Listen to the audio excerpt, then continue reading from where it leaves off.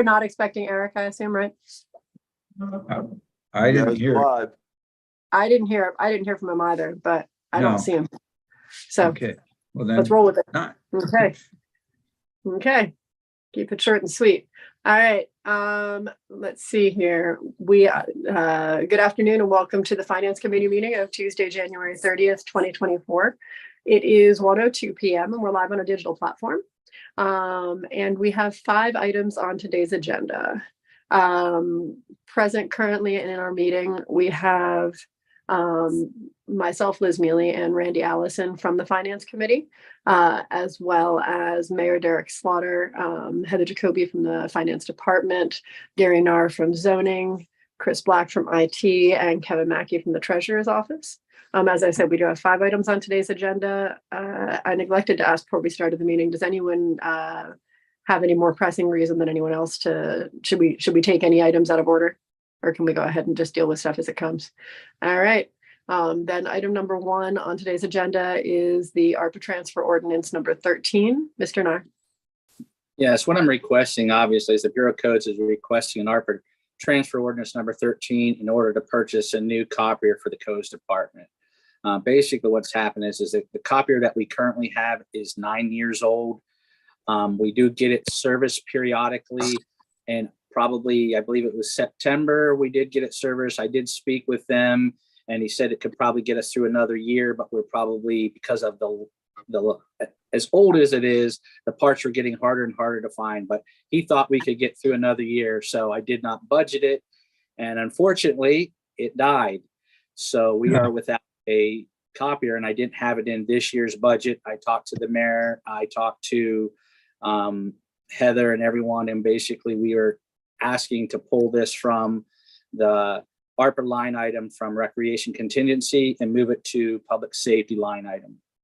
And I can answer any questions. Got it. Thanks, Gary. Randy, do you have any questions? No, I don't actually. I mean, it seems pretty straightforward. Yeah. And it's a pretty small chunk of change, so I'm not super concerned about how that's impacting our general bottom line in the ARPA fund. I would encourage, Gary, I'm assuming this is what I keep saying about this stuff we're taking from ARPA. Copier should obviously be in the capital projects budget moving forward. And it seems like we probably should budget maybe $7,000 for sometime in the next 8 years, since this one got you through 9, right? Correct. So maybe $1,000 a year from your budget or something like that to capital projects. Just if we can try and make sure that's included moving forward, then at least we'll have the replacement cost when it comes due here. And hopefully we can get 8 years out of the next one, which is always the fun part, I suppose, as things last less and less time instead of more and more somehow. But yeah, that would be my only item of concern, is making sure it seems like there are just a whole bunch of things that when we kind of put together that original capital projects budget, sort of on the fly a couple of years ago, we missed. And so every time one of these comes up, I'd just like to make sure that we see it included moving forward, so that we have I think it also helps for us to have a real sense of what our kind of annualized budget is for all of this equipment, all the sort of larger equipment in all of our departments. It's nice to have a bit of a number for that, instead of just constantly being surprised by somebody needing new, pickup trucks or new cars or a new copier when it happens. So, but that's about all I've got. So if I don't hear anything from anybody else out there, shall we move on? Yes. Works for me. All right. Great. Gary, thanks for being here. It was really nice to see you for 30 seconds. Thank you. And I guess we'll see you at council on Thursday, huh? Right. Okay, sounds good. Thank you. Yeah, thank you. Item number 2, a resolution authorizing an amendment to an agreement for legal services with the city solicitor. Mayor Slaughter. Yes, good afternoon, Councilwoman Mealy and members of finance. This resolution is a resolution to amend an agreement for legal services. This is with McCormick, and this is essentially due to Austin White having to pull double duty for a little while until we get another solicitor in place. I did speak with Council President Yoder. He did ask that we put out RFPs again this year, as the solicitor's contracts are coming up anyway. So we're working through that, and we're gonna, of course, get that to city council for review before putting out that RFP.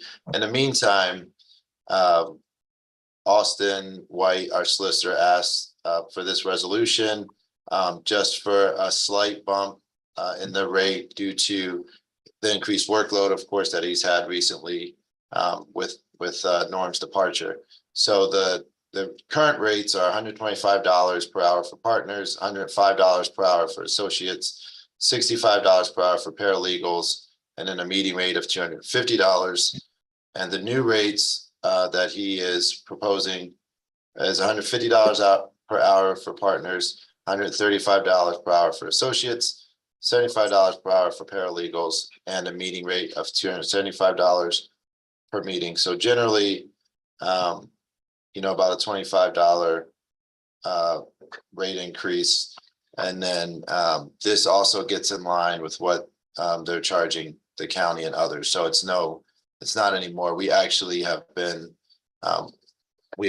benefiting the last few years. But that was, of course, that was under the contract that we had with them. So the RFPs will be going out. In the meantime, Austin asked for this again, just due to the significant, actually increased workload that he's had in the new year.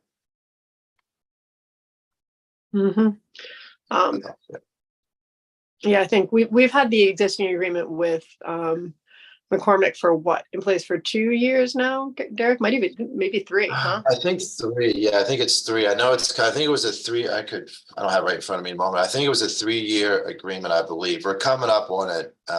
Like I said, On the expiration. I discussed it. Yeah, so I think it's right now. We're going to put out the new RFP.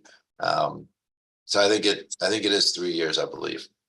Okay, so it would have been 3 years at the end of last year, I guess is what I'm wondering. I can double check. Yeah, Okay. I think so. Yeah. I don't know 100%, but I believe so. Yeah.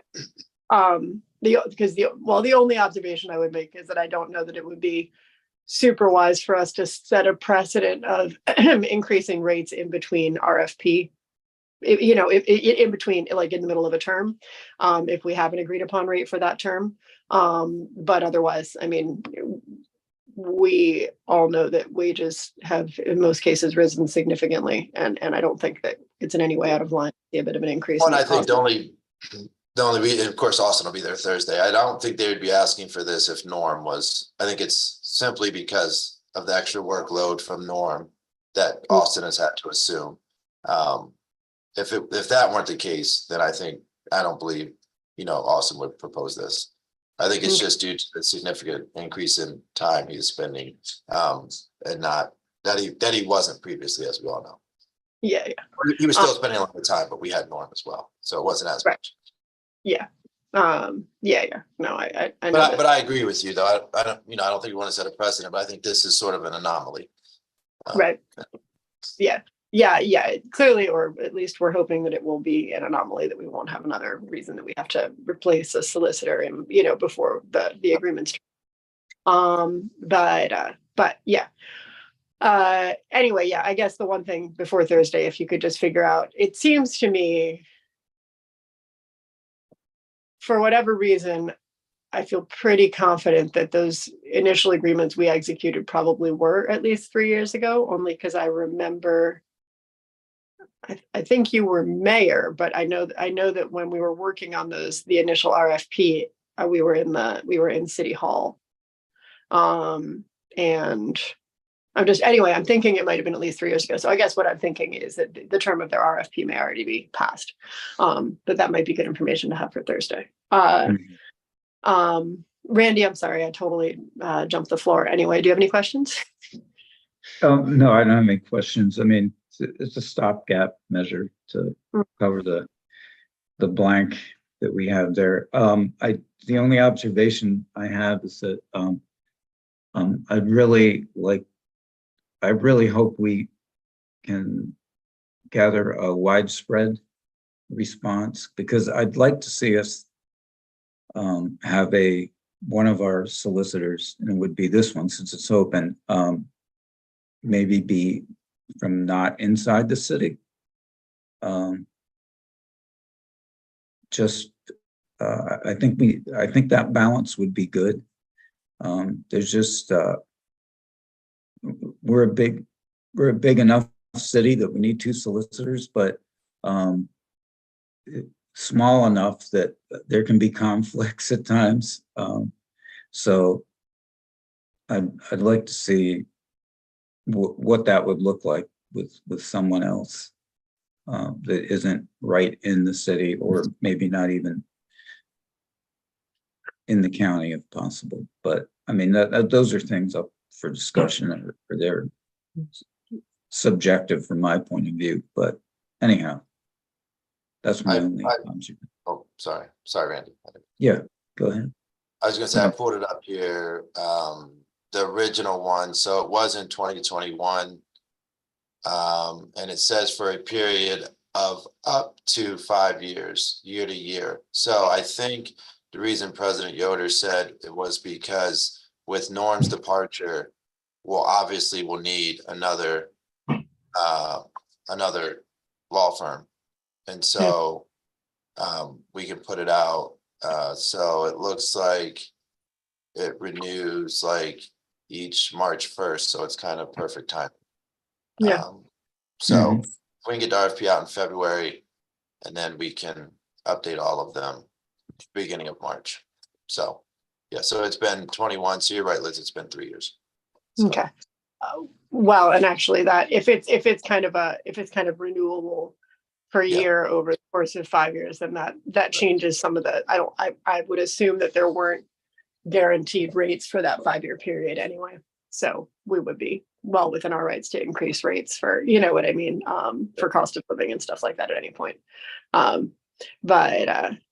Yeah, I mean, I understand all the justifications anyway, and I think that it makes sense for them to increase their rates, but I just didn't necessarily want to see us set some sort of precedent for increasing rates in the midst of a contract period or anything if it could be avoided. But it doesn't sound to me like that was the situation. But yeah, Randy, I think it seems, or at least from discussions with both the administration and council over the last several years, that the sort of the sweet spot for city legal counsel is to have one firm that is local and consequently brings, Williamsport can be a very tight-knit community, and it can be quite helpful to have somebody who's aware of where the kind of landmines are within the cities, within the community as a counselor, but also helpful to have someone who is far enough outside the city that they have that they're not engaged by other entities in the city. I think the sweet spot is one in, one out if we can. So I would agree with that and say that hopefully we can cast a wide net this time coming up. Yeah, and hopefully, the one other thing that I think might be quite valuable to us for a firm from outside our immediate area is maybe a firm with some familiarity of how other communities have done things in the state of Pennsylvania and elsewhere, which could, serve us moving forward. So, but anyway, yeah. When are we hoping to have the RFPs out, so Derek, before March 1st? Hopefully here the next week or two of February. So it's on. I spoke to President Yoder. I have to send basically the RFP we used previously. I'll send it to Austin for review, and of course, City Council to make any necessary changes. Fingers crossed. I hope to get that out to you all this week, pending nothing else comes about. But so to get it out here in February, give a few weeks, almost a month for responses, and then get it approved in March. Got it. I mean, it'd be great if we could time it that way, but honestly, I would also say if we could, if we think that it will enable us to get a broader pool of respondents, if we leave it out there for a little longer, I wouldn't discourage that. I'm personally okay with that. However city council wants, I'm fine with that. Yeah, but we can discuss that further. I would assume, in fact, that we will discuss it further on Thursday, regardless. So, and Austin will be there, so that'll be beneficial too. So. Yeah, that's true. Randy, anything else that you'd like to say? No, I don't have anything on this subject. All right. If there's anything else out there, Bonnie. Yeah. Yes, I do have a question. When the RFP goes out, are we going to use the dollar amount that we're voting on for Austin in the RFP, is that what we're going to be doing? I think they will, sorry, go ahead. I didn't mean to cut you off. Go Oh, ahead. no, I'm just going to say, I agree thoroughly with Randy that we should try and find somebody outside the city. I think that would be an excellent idea. And I'm sorry to interrupt you, Mayor. Go ahead. No, sorry, I didn't mean to cut you off there. We won't put one in. It'll be they'll send their proposal, what they are proposing to charge us. So I don't think we'll put any type of baseline figure in there. Of course, this is all public record. They could clearly pull if they would like to see what we currently are paying, but I don't think as part of the RFP, we'll put any, baseline amount. Okay, and so this is going to be set then with the McCormick Law Firm, that this is what we're going to be charged at this point from here on out. So this will be their current one, yes, and then we put an RFP out. Of course, McCormick can and probably will respond to it, and then at that point, City Council we can review the RFPs and make the necessary changes or approve it at that point. And what we're paying them, we have been, I think, getting a good deal on with Austin and also with Norm. I mean, we all know what it costs to have an attorney present for things, and it's so vitally important for us that we don't make any mistakes. So, I don't begrudge that. I just wanted to clarify where we're going with the salary now, because this isn't what was budgeted. And as Liz is saying, this is, we're going outside the budget again. Okay. Well, no, this would be, so we have extra because of not having Norm, but this is still within the solicitor budget. Right. Okay. Yeah. Okay.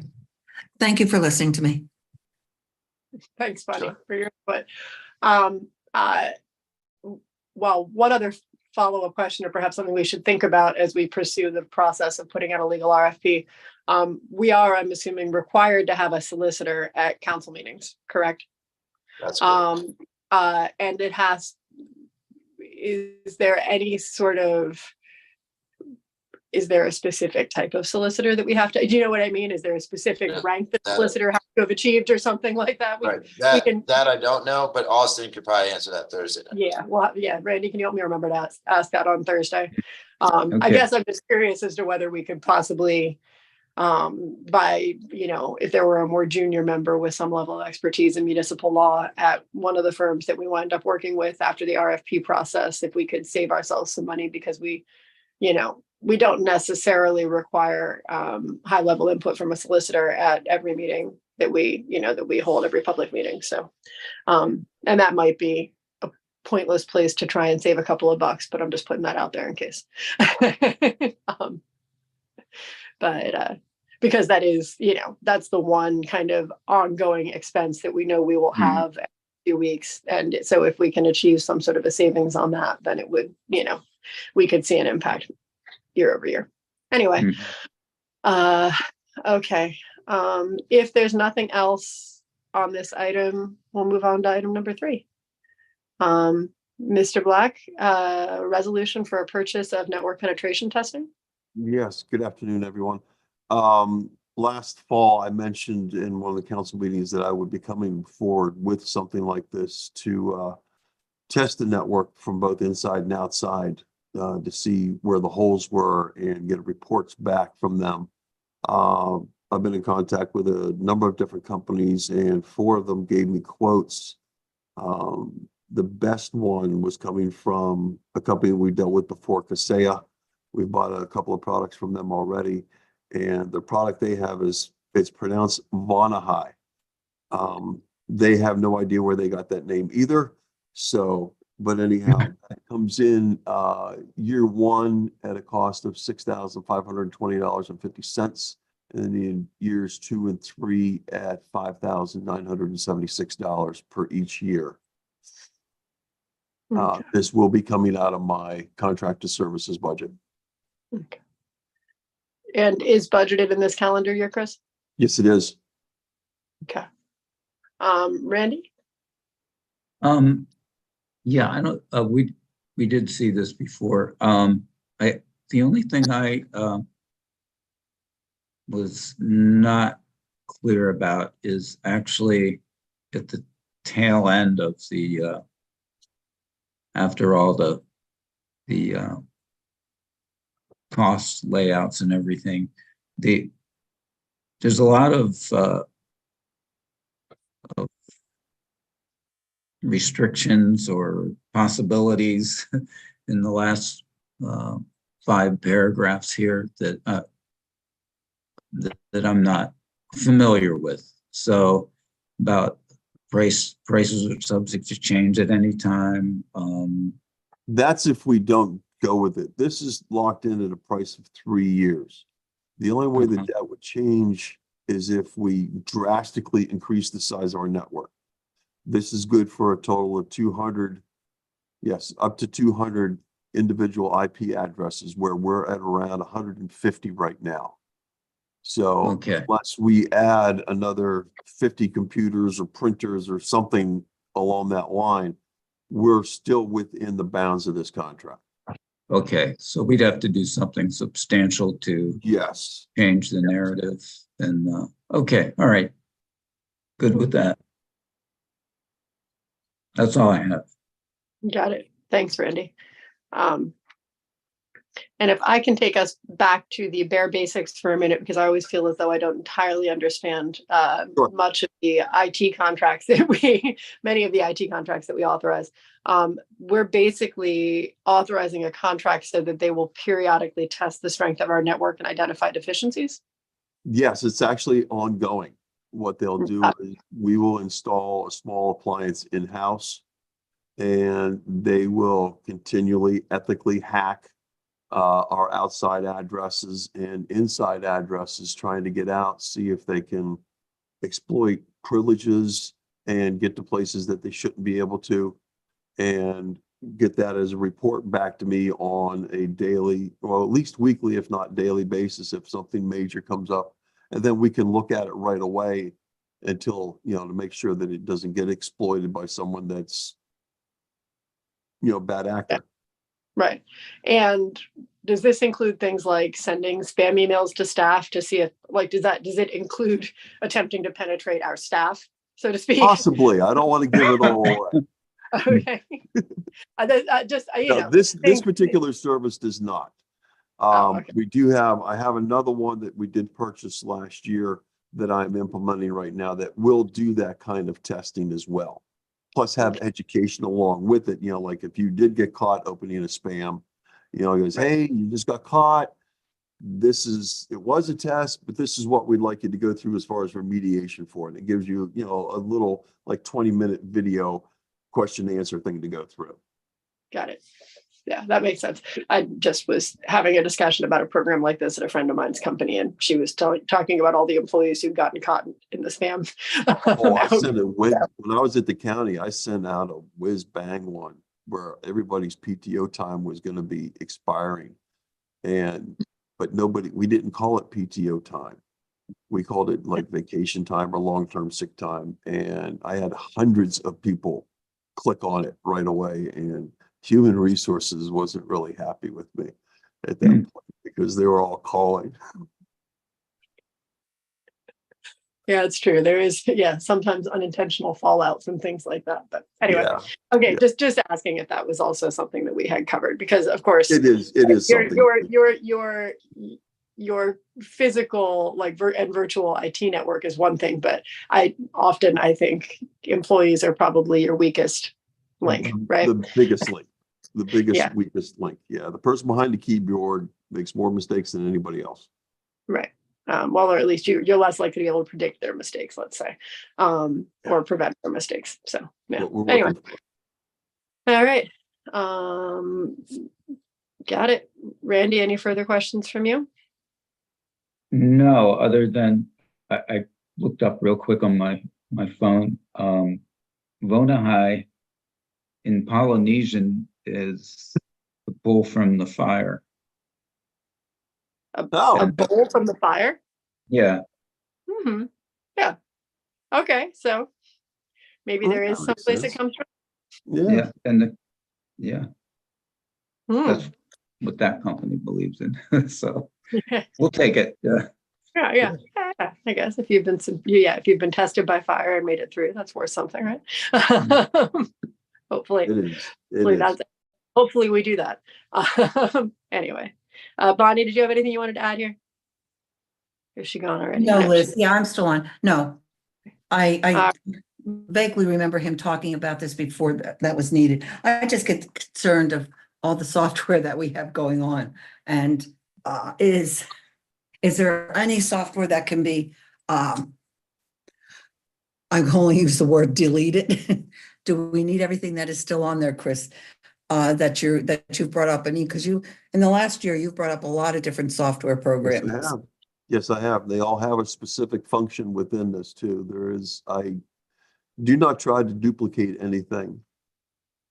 But these are all multiple layers that we use to protect the data that we have. It just gets so, I think we all know what it's like when we have software on our own personal computers and you start adding anything else on, and sometimes it's, I'll use the word overkill. And I just wanted to make sure that, everything that we have on there is absolutely necessary. I'm not testing your judgment, This Chris. I'm isn't really really not. software that we're running. This is software, it's a service more than anything else, where we're paying a company to try and hack our network. That really Because no sounds matter kind of how good scary. anybody, it is, because it's no matter how good anybody is on the inside, it's always best practice to have somebody on the outside with a fresh set of eyes looking at what you got, trying to penetrate known and or even create vulnerabilities in your network. Well, I guess this is the way we've gone, that we have to go. I mean, in the days of past, when you had corporations, you'd always put, and I'll use this as a mole in your business to see what everybody was doing, everything on the up and up. So now that we're in the computer generation, I guess we do have to have those people to cross-check everything that's going on. And I Yes. can understand that because I know I get notifications if I open something on my phone, immediately it's a spam, phone calls, it's a spam, don't answer. So, Mhm. I can answer, I can understand that. And I see, just, this isn't necessarily for like emails and so forth. This is if I found LeChocolat's website and I start penetrating it and trying to find little holes in it to where I can actually get in past the website into your computers from the outside. No matter how good people are on the inside, it's always best to have it tested by somebody on the outside.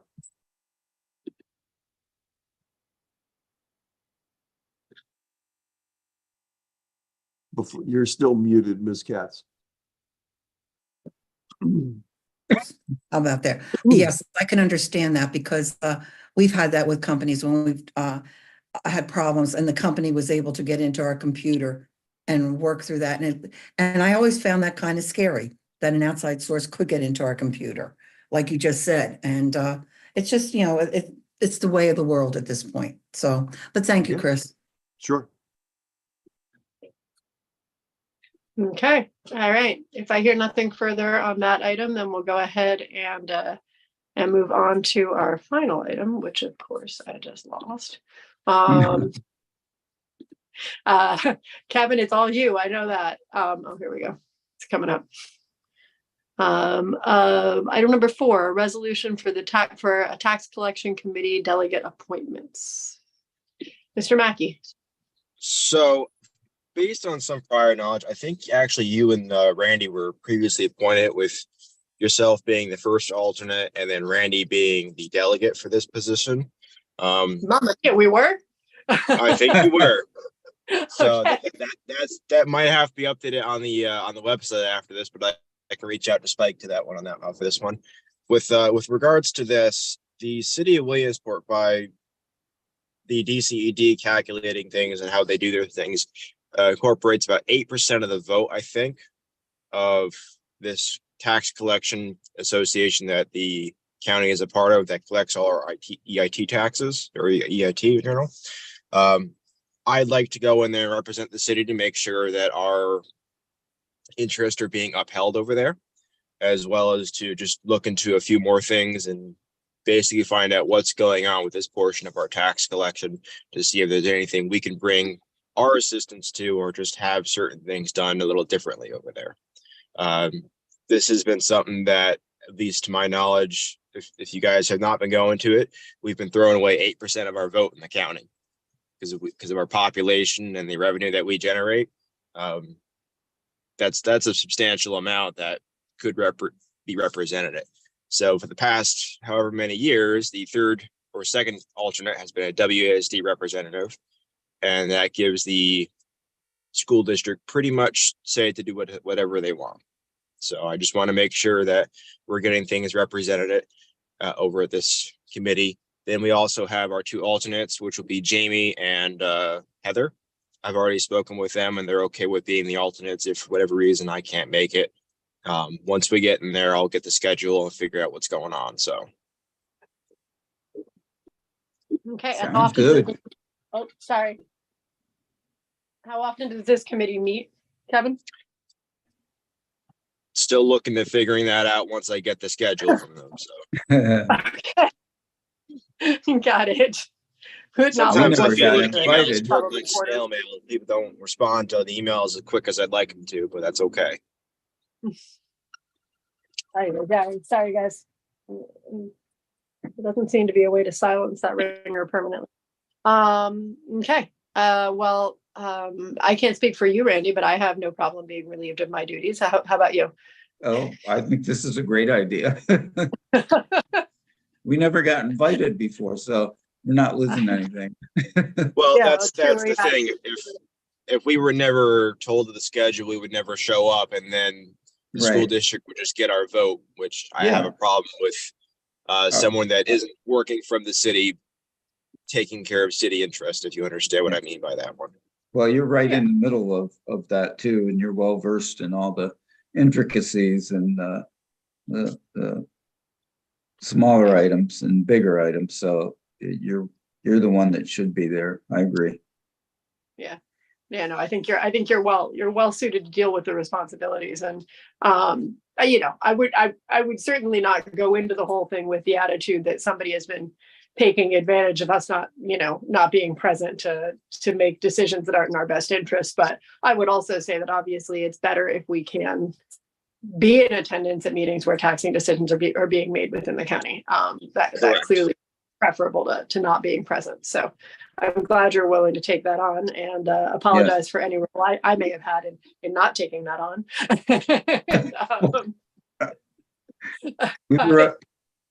Ignorance is bliss, right? I know.